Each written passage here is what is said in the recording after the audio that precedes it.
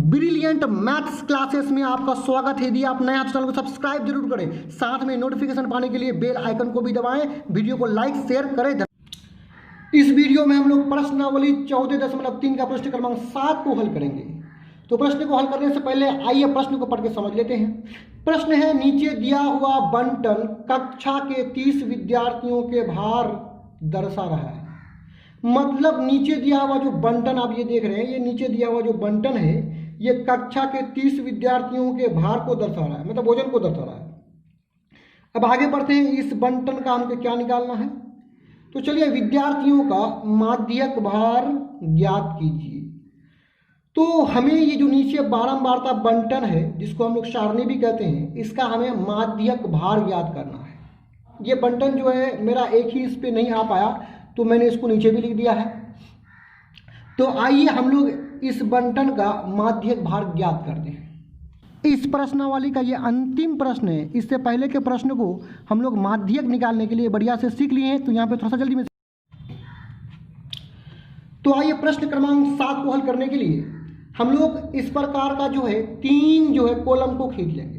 प्रश्न में भी आप देखेंगे तो ये कॉलम क्षैतिज रूप में था, यानी बायां से दायां की ओर जा रहा था। यहाँ पे जो कॉलम हम लोग खींचे तो ऊपर से नीचे की ओर खींच लिए। आप यदि प्रश्न में देखिएगा तो प्रश्न में ये आपका जो है भार किलोग्राम में वहाँ पे क्षैतिज रूप में है, तो यहाँ पे हम लोग उसको क्या ऊर्ध्वाधर रूप में प्रश्न से उतार लिए।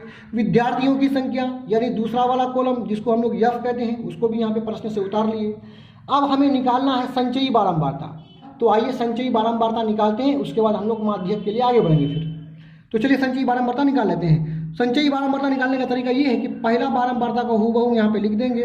उसके बाद दूसरा संचयी बारंबारता को निकालने के लिए हम उससे पहले वाला संचयी बारंबारता को अगला बारंबारता में जोड़ते हुए लिख लेंगे। तो 2 + 3 5, 5 + 8 13, 8 + 6 19, 19 + 6 25, 25 + 3 28, 28 + 2 आपका यहाँ कितना प्राप्त हुआ, 30 प्राप्त हुआ।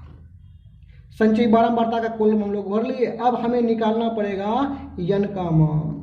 तो यन बराबर होता है बारंबारताओं का योगफल। यदि हम इन सभी बारंबारताओं को जोड़ेंगे तो योगफल हमें प्राप्त होगा 30।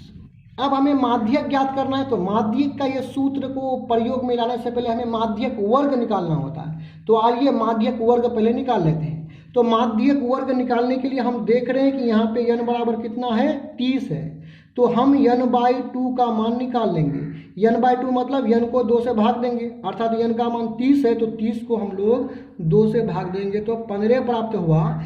n/2 जो भी प्राप्त होता है, यहाँ हम लोगों का n/2 15 प्राप्त हुआ है, तो हम लोग 15 से ठीक बड़ी संचयी बारंबारता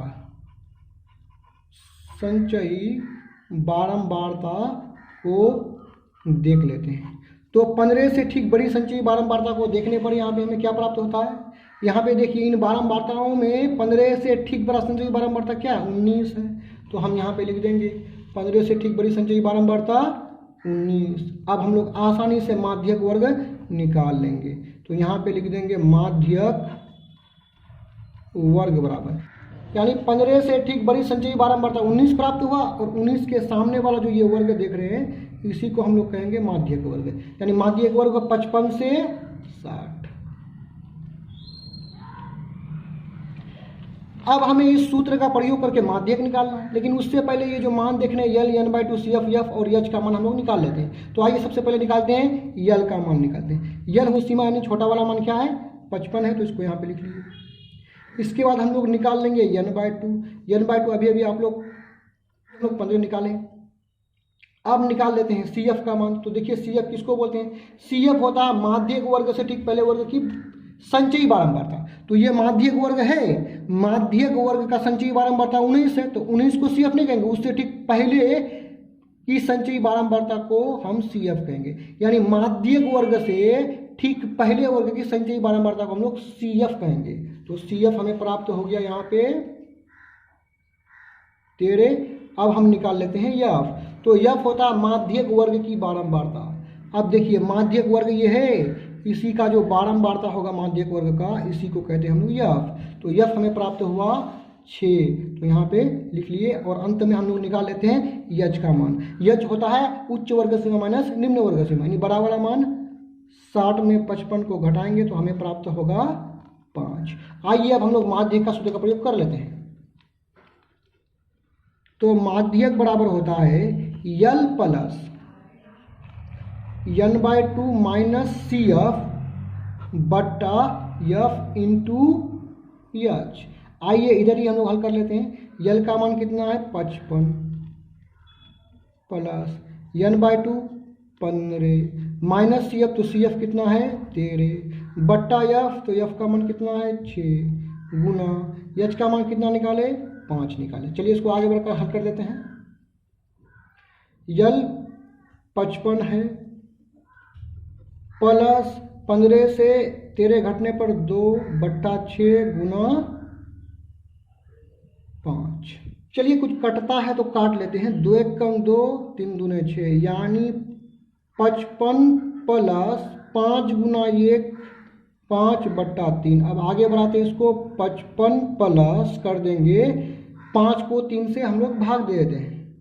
तो आइए यहाँ पे हम लोग 5 को 3 से भाग लगा देते हैं।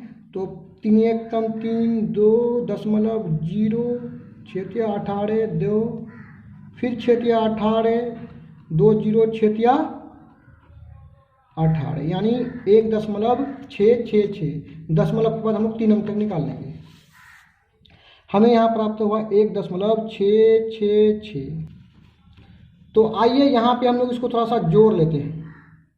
बराबर किए 55 प्लस ये कितना हो जाएगा 56, उसके बाद 0.666, इसको थोड़ा सा आगे बढ़ा देते हैं 56 दशमलव। यहाँ पे जो एक नियम काम करेगा वो ये है 0.6 तीसरा अंक 5 या 5 से बड़ा है तो उससे पहला जो दशमलव के बाद दूसरा अंक है उसको एक अधिक कर देंगे, 6 तो 7 कर देंगे, और तीसरा अंक 6 को नहीं लिखेंगे। यही हो जाएगा हम लोगों का आंसर।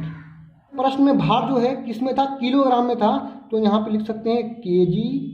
ये आपका हो गया आंसर। इस तरह का और भी वीडियोस को देखने के लिए आप हमारे चैनल के प्लेलिस्ट में जाकर देख सकते हैं।